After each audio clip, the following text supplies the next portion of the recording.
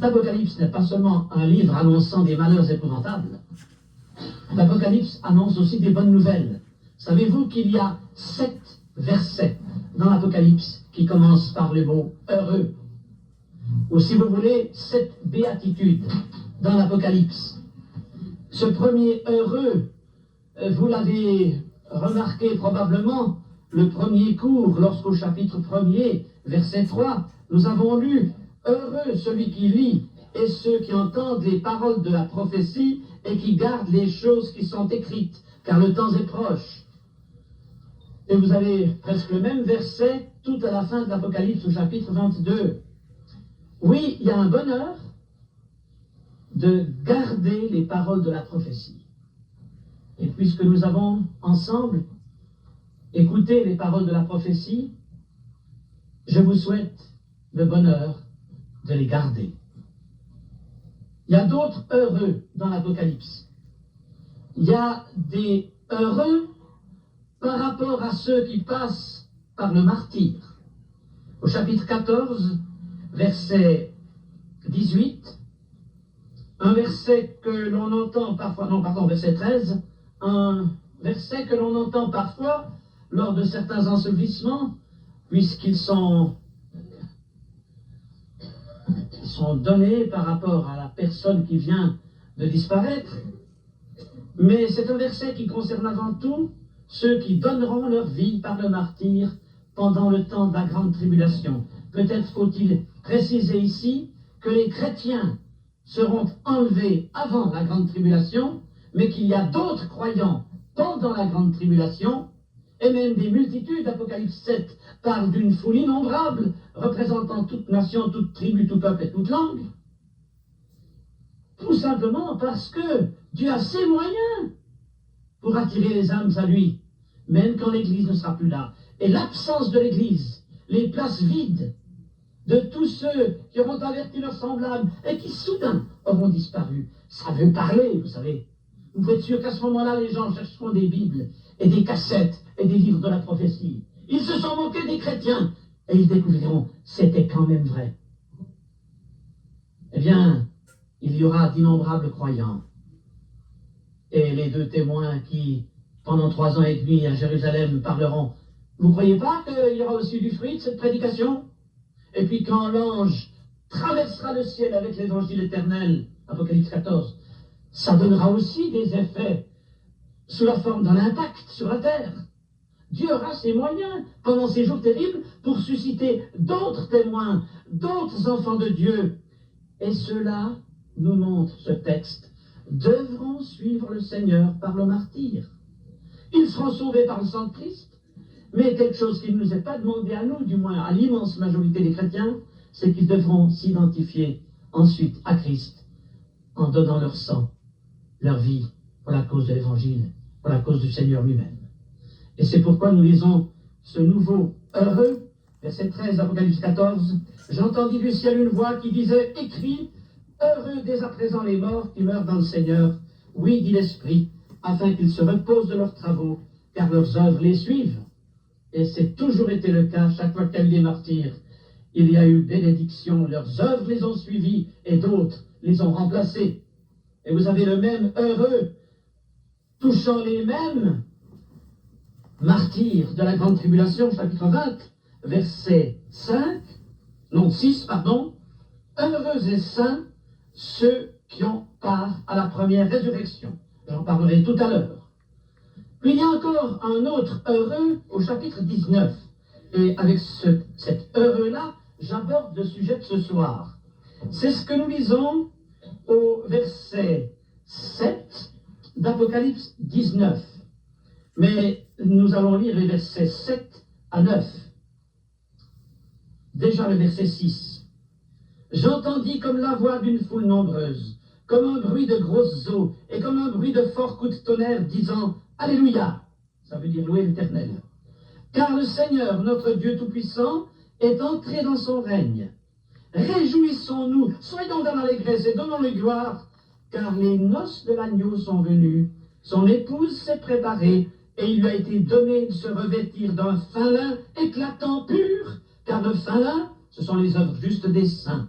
L'ange me dit, écris, heureux ceux qui sont appelés au festin des noces de l'agneau.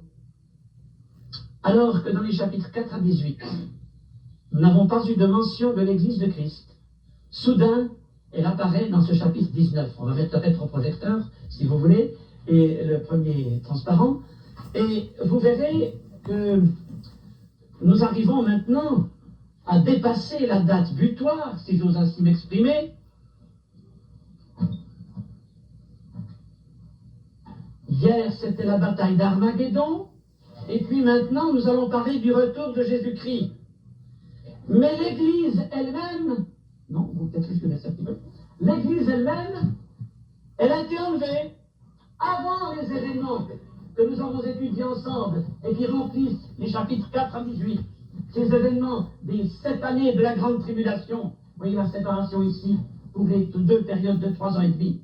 Eh bien, l'Église aura été enlevée avant, et que seront devenus les membres de cette Église?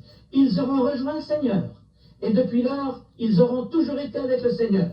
Et d'abord, ils auront à rendre compte de leurs œuvres pour recevoir des récompenses, à comparaître devant le tribunal de Christ, qui n'est pas un jugement traitant des questions de salut, mais traitant de ce qui a été fait pour le Seigneur. Il y en a qui perdront leur récompense, il y en a qui recevront leur récompense. Et puis après, ce sera cet événement qui nous est évoqué ici, les noces de l'agneau. L'époux et l'épouse enfin réunis. Vous savez, l'Église aujourd'hui, c'est une fiancée. C'est pas encore une épouse. Quand elle sera auprès de son époux, ils seront unis pour l'éternité.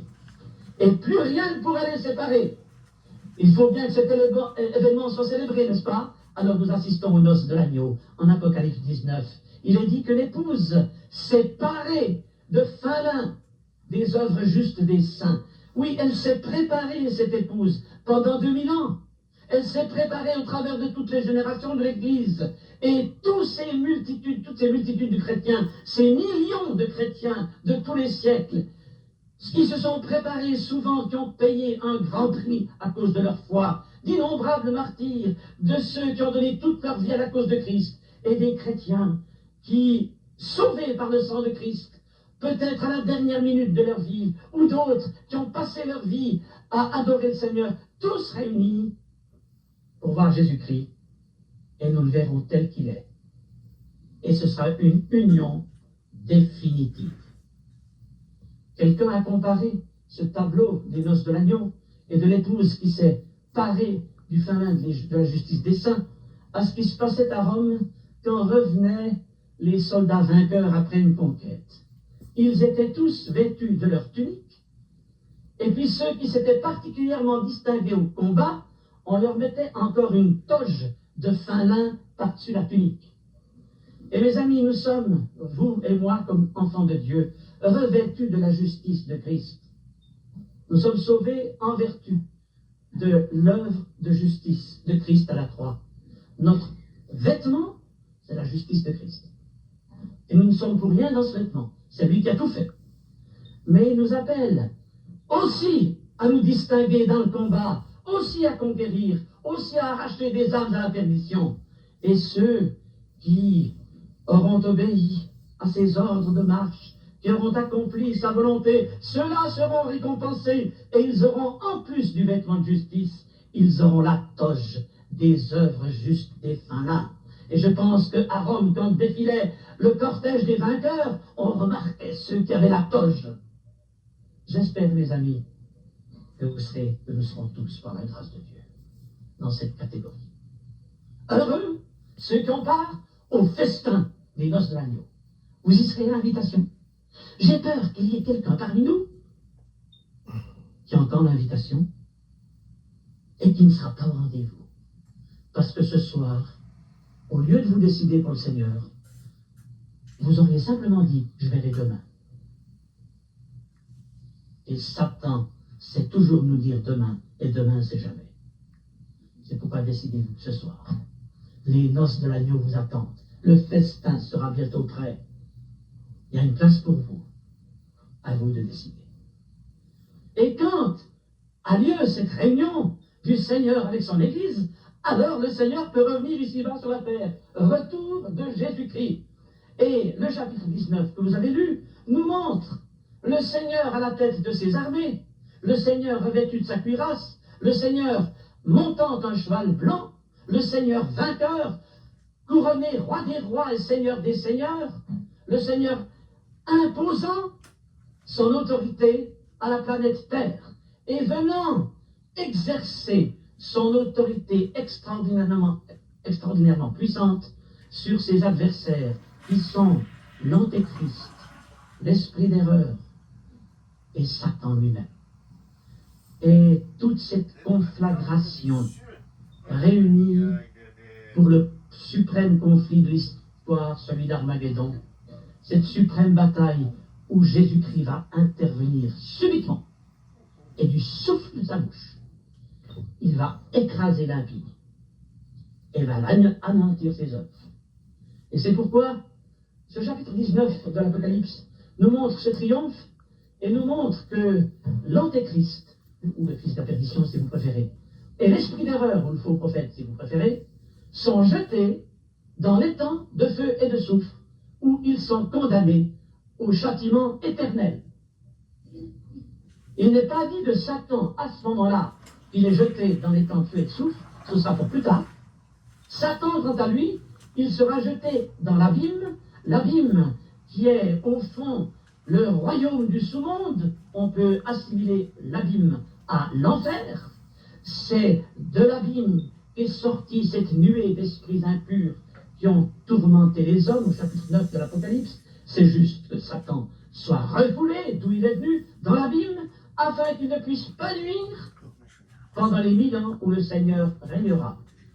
Et dans ce chapitre 19, nous avons encore un élément, c'est la convocation de tous les oiseaux de proie pour se nourrir de la chair des puissants, des nobles, des chefs militaires, des chefs politiques, rassemblés sur le champ de bataille. Et voyez-vous, c'est une citation de l'Ancien Testament. Mais d'où vient-elle, cette citation de l'Ancien Testament? C'est significatif. Elle vient d'Ézéchiel 39, un chapitre dont j'ai parlé ce matin. Non, hier? Ce matin? Oui, ce matin, c'était la Bible, oui, ce matin. Un chapitre qui nous montre Gog et Magog, les puissances du septentrion, venus sur le champ de bataille d'Armageddon, et aussi les oiseaux de proie sont convoqués pour manger la chair des puissants. D'où la possibilité et la nécessité de situer l'invasion de Gog et Magog à ce moment-là, puisque l'Apocalypse reprend cette partie de la prophétie et la place à cet endroit. Il y aura donc un triomphe éclatant du Seigneur, personne ne pourra lui résister, et son royaume pourra s'installer, parce que les adversaires seront ou bien jetés dans les temps de feu et de soufre, ou, pour ce qui concerne Satan, liés dans l'abîme pour 1000 ans.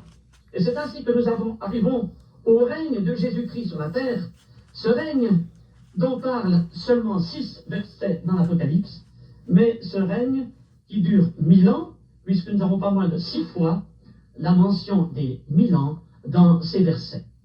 Toutefois, je pense qu'il est juste de le dire, diverses interprétations ont été proposées au sujet du règne de Jésus-Christ ici-bas.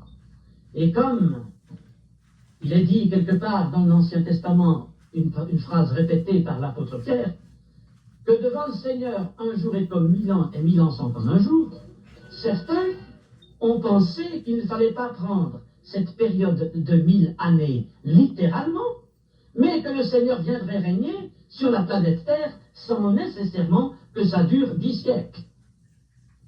Les amillénaristes, assez nombreux parmi les évangéliques, sont de chers enfants de Dieu, sont des chrétiens qui aiment le Seigneur peut-être plus que nous, ce sont des frères plus excellents que nous, et je pense que nous avons un respect pour eux.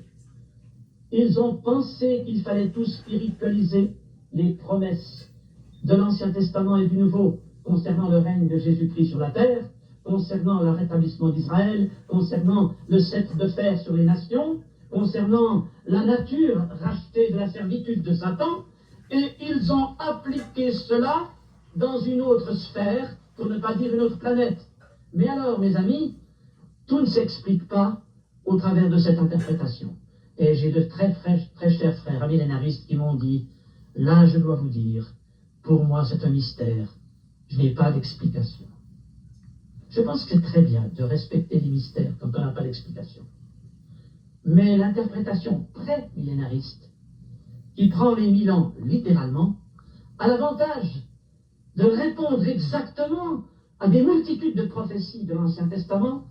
Et si nous aimerions bien savoir comment se dérouleront ces 1000 ans sur la terre, où Jésus-Christ comme Messie, comme Roi des rois et Seigneur des seigneurs, mettra de l'ordre sur notre planète qui en a tant besoin, eh bien je pense qu'il est utile que quelques textes de l'Écriture nous éclairent. C'est donc pas dans l'Apocalypse, chapitre 20, versets 1 à 6, que nous trouvons ces éclaircissements, mais c'est dans les textes convergents de cette période, et j'en ai choisi quelques-uns qui vous seront lus par nos frères, tandis que nous avançons peu à peu dans notre étude. Tout d'abord, fait primordial, Jésus-Christ revient sur la terre pour être roi. S'il est venu la première fois pour être sauveur, il reviendra pour régner et il s'imposera comme roi. Beaucoup de passages de l'Écriture le démontrent. On vous lit Ésaïe 32, 17 et 22. L'œuvre de la justice sera la paix, et le fruit de la justice sera le repos et la sécurité pour toujours. Car l'Éternel est notre juge, l'Éternel est notre législateur, l'Éternel est notre loi, c'est lui qui nous sauve. Et nous lirons maintenant Jérémie 23, 5 à 6. Voici les jours viennent, dit l'Éternel, où je susciterai à David un germe juste. Il régnera en roi et prospérera. Il pratiquera la justice et l'équité dans le pays. En son temps, Judas sera sauvé. Israël aura la sécurité dans sa demeure. Et voici le nom dont on l'appellera l'Éternel, notre justice. Dans ces deux passages, nous voyons d'une part le Seigneur s'imposer comme roi sur les nations, et d'autre part, le Seigneur devenant le roi d'Israël et rétablissant Israël dans la place qui lui est destinée. Même son dans Jérémie 33, 6 à 9. Voici, je lui donnerai la guérison et la santé. Je les guérirai et je leur ouvrirai une source abondante de paix et de fidélité. Je ramènerai les captifs de Juda et les captifs d'Israël, et je les rétablirai comme autrefois. Je les purifierai de toutes les iniquités qu'ils ont commises contre moi. Je leur pardonnerai toutes les iniquités par lesquelles ils m'ont offensé, par lesquelles ils se sont révoltés contre moi. Cette ville sera pour moi un sujet de joie, de louange et de gloire parmi toutes les nations de la terre qui apprendront tout le bien que je leur ferai. Elles seront étonnées et émues de tout le bonheur et de toute la prospérité que je leur accorderai. Vous voyez, mes amis, que Israël sera à la tête des nations et que le Seigneur lui rendra la prospérité d'autrefois et multipliera ses grâces envers ce peuple, et que Israël sera mis à l'honneur selon les promesses faites à Abraham tout au début. Toutes les familles de la terre seront bénies en toi et en ta postérité. Une promesse qui ne s'est pas encore réalisée, mais qui se réalisera alors. Et puis Zacharie 8, 13, une parole que nous avons citée déjà hier soir. De même que vous avez été en malédiction parmi les nations, maison de Juda et maison d'Israël, de même je vous sauverai et serai en bénédiction. Ne craignez pas et que vos mains se fortifient. Israël en bénédiction à toutes les nations de la terre. Ça viendra. Et toutes les nations de la terre obligées de rendre honneur et gloire au Seigneur Jésus. Et vous vous rendez compte? Pensez aux dictateurs actuels. Pensez aux chefs d'État africains. Pensez à ceux qui sont dans les pays de l'Est, en Union soviétique, aux États-Unis, en France, en Suisse. Pensez aux présidents que vous connaissez et pour qui vous priez, pensez au conseil d'État de votre canton, pensez à toutes les autorités qui sont sur les journaux que vous voyez tous les jours. Vous vous rendez compte, tous obligés de rendre gloire au Seigneur. Eh bien, c'est ce que nous lisons dans le psaume 2, versets 5 et 10. Pourquoi ce tumulte parmi les nations? Celui qui siège dans les cieux rit. Le Seigneur se moque d'eux. Puis il leur parle dans sa colère. Il les épouvante dans sa fureur. C'est moi qui ai oint mon roi sur Sion, ma montagne sainte. Je publierai le décret. L'Éternel m'a dit, tu es mon fils. Je t'ai engendré aujourd'hui.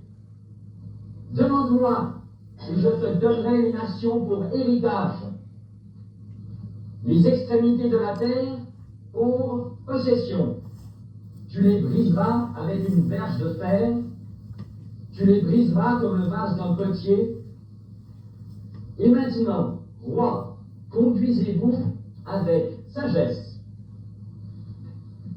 Et le passage se poursuit. Baisez le Fils, de peur qu'il ne s'irrite. Ésaïe 9, 5 et 6. Car un enfant nous est né, un fils nous est donné, et la domination reposera sur son épaule. On l'appellera admirable, conseiller, Dieu puissant, Père éternel, prince de la paix. Donner à l'empire de l'accroissement et une paix sans fin au trône de David et à son royaume, l'affermir et le soutenir par le droit et la justice, dès maintenant et à toujours. Voilà ce que fera le zèle de l'Éternel des armées. Merci. Et encore Michée 5, 1 à 4. Et toi, Bethléem Ephrata, petite entre les milliers de Juda, de toi sortira pour moi celui qui dominera sur Israël et dont les activités remontent aux temps anciens, au jour de l'éternité. Le reste de ses frères reviendra auprès des enfants d'Israël.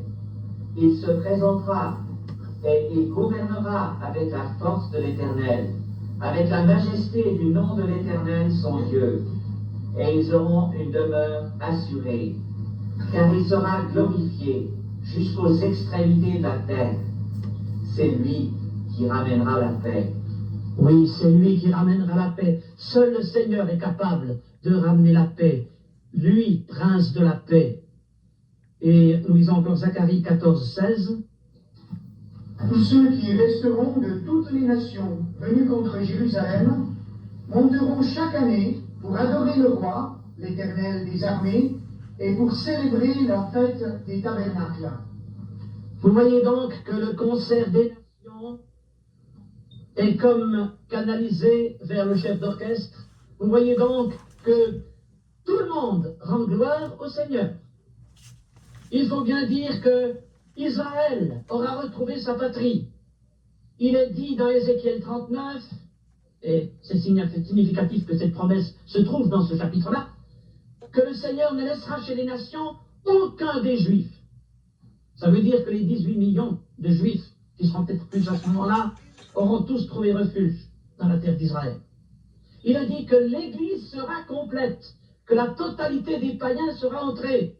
Alors, quand le royaume s'installera sur la terre, quand le Seigneur reviendra, eh bien Israël aura sa place qui lui est dévolue, et l'Église, accompagnant Christ dans son retour, sera également complète à partager cette gloire. Nous y reviendrons du reste. Mais il faut que je vous parle de la nature. Cette nature qui aujourd'hui, depuis Genèse 3, souffre la mainmise de Satan qui, en amenant le péché sur l'homme, a mis la nature sous son esclavage. Et Genèse 3 nous dit que cette nature souffre, gémit, et que cette nature qui à l'origine ne produisait pas d'épines devait produire des épines, symbole de la malédiction. Dieu va faire toute chose nouvelle quand il reviendra ici-bas. Ça sera la parfaite écologie, sans teinte de politique.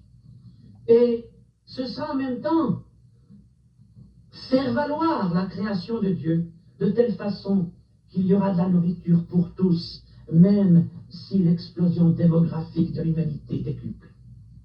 Il y aura assez pour tous. Personne n'aura faim.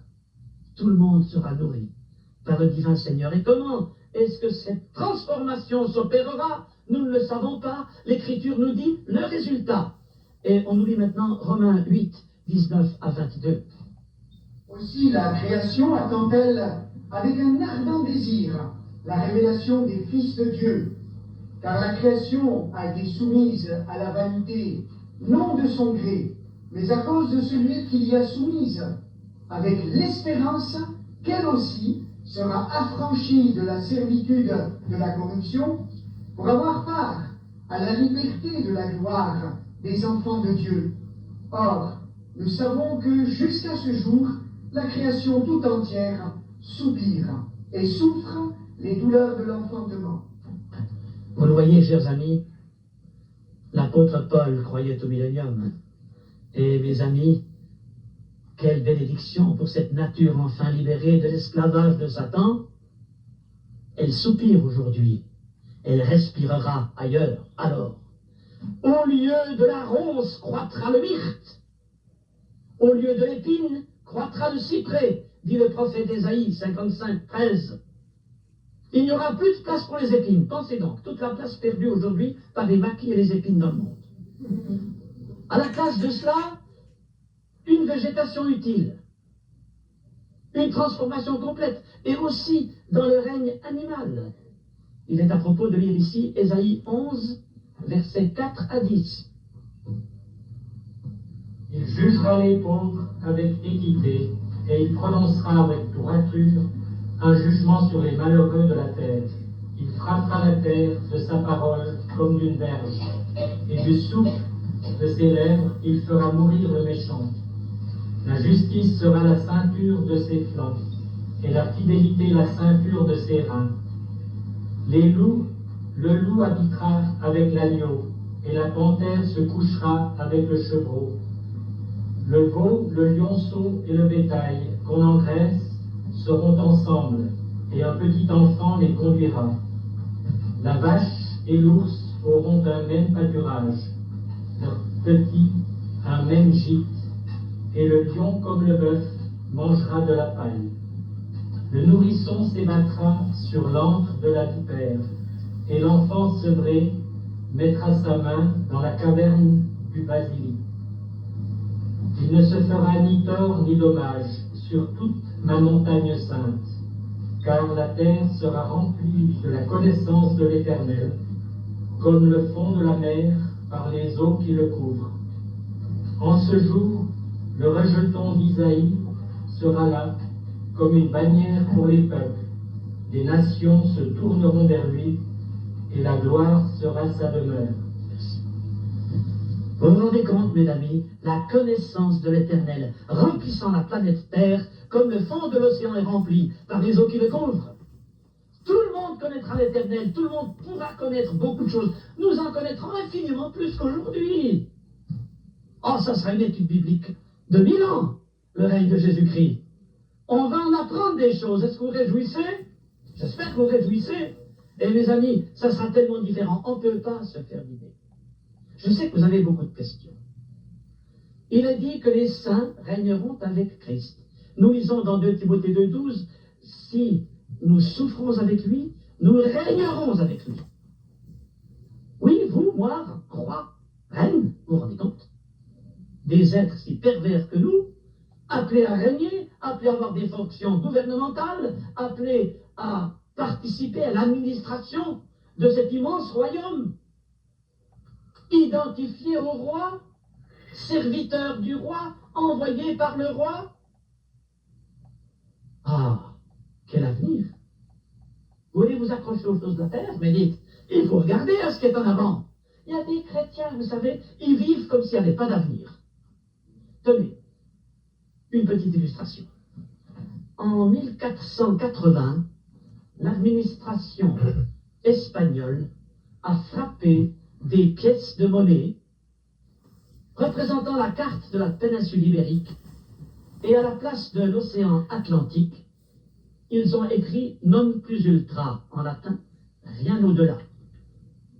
Et puis 12 ans après, Christophe Colomb est parti, a découvert l'Amérique. Qu'a fait l'administration espagnole? Elle a promptement retiré ses pièces avec l'inscription non plus ultra sur l'Atlantique. Elle a fait d'autres pièces avec plus ultra, au-delà.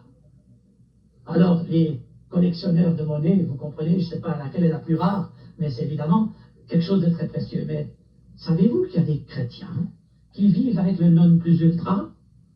C'est comme s'il n'y avait pas d'au-delà.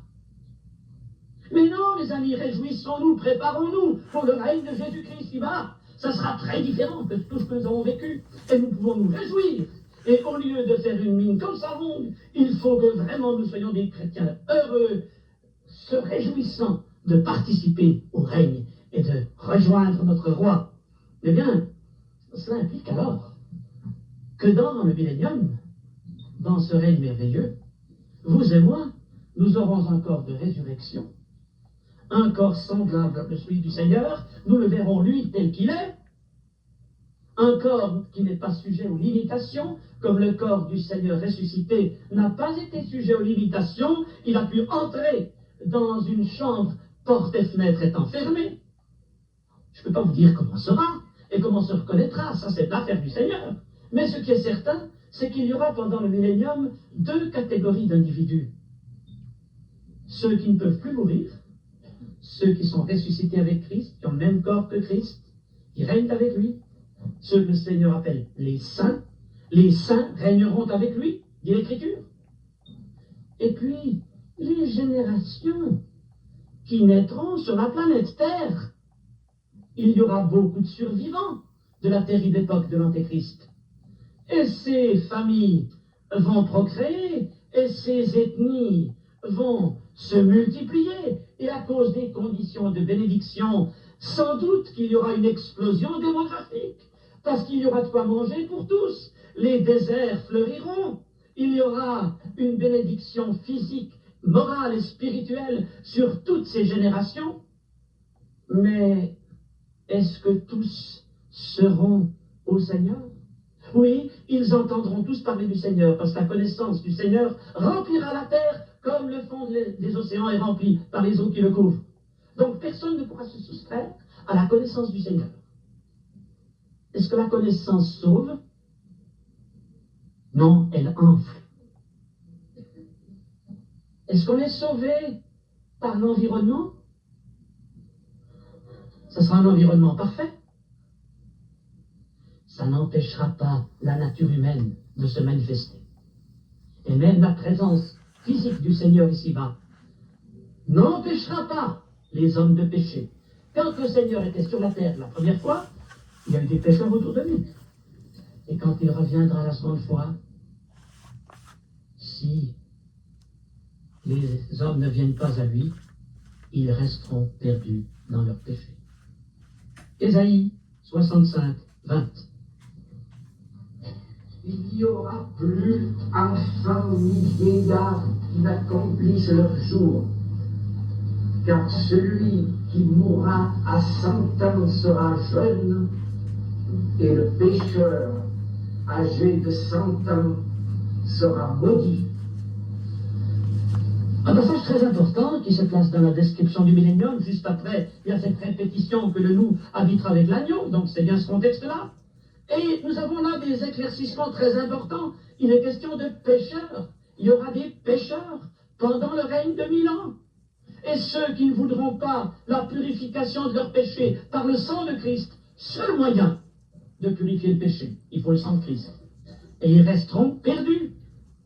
Bon, il y aura une longévité beaucoup plus grande. Celui qui mourra à 100 ans mourra jeune. Mais il n'est pas dit il a dit le pécheur qui mourra à 100 ans mourra jeune. Autrement dit, même ceux qui résisteront à la grâce de Dieu bénéficieront d'une longévité que nous ne connaissons pas. Mais le péché sera quand même là. La nature humaine est capable de pécher. Et je pense que ces générations, ça c'est pas dans la Bible, on peut le supposer, des commentateurs l'ont écrit. Je pense que on pourra aussi s'habituer à la présence bénie du Seigneur. S'habituer à la connaissance de l'Éternel. S'habituer aux bienfaits. Vous savez ce qui se passe dans certaines familles chrétiennes, où les enfants sont élevés dans un cocon, si je puis dire ainsi, et ils entendent parler du Seigneur de leur plus tendre enfance, et ils arrivent à 15-20 ans, ils savent tout. C'est pas cela qui fait d'eux des chrétiens. Et que de déception chez des parents chrétiens par rapport à des enfants, de chers enfants, qui ont voulu aller goûter au monde. Eh bien, quand le Seigneur régnera, et que les générations se succéderont pendant 1000 ans, il y aura ceux qui seront près du Seigneur, sauvés par son sang, pour employer un langage qu'on comprend, des âmes qui se convertiront à ce moment-là. Il y en aura certainement. Mais il y aura aussi ceux qui se détourneront. Le Seigneur a créé l'homme libre, il sera libre, même pendant les 1000 ans. Et c'est pourquoi, après les 1000 ans,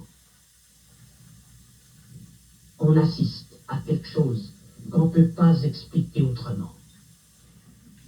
À quoi assiste-t-on après ces 1000 ans? Ces 1000 ans dont j'ai fait une brève esquisse, et il y aurait d'autres passages qu'on aurait pu consulter. Eh bien, nous lisons en Apocalypse 20 que Satan est lié pour 1000 ans dans l'abîme. Après cela, après ces 1000 ans, il faut qu'il soit délié pour un peu de temps. Pourquoi ce « il faut » ? Et effectivement, à quoi assiste-t-on dans ce chapitre? Apocalypse 20, versets 7 à 9. On voit Satan qui recommence ce qu'il a fait avant. Il séduit les nations, il les avait séduites pendant le temps d'Antéchrist, et maintenant, il rassemble ses adeptes des 4 coins du globe, et il organise une suprême révolte contre le Seigneur et contre la ville sainte de Jérusalem. Si vous voulez, ce que Satan a fait durant le règne abominable de l'Antéchrist, après les 1000 ans de paix, de sécurité et de bénédiction que le règne de Christ aura amené sur terre, Satan recommence. Il faut qu'il soit délié.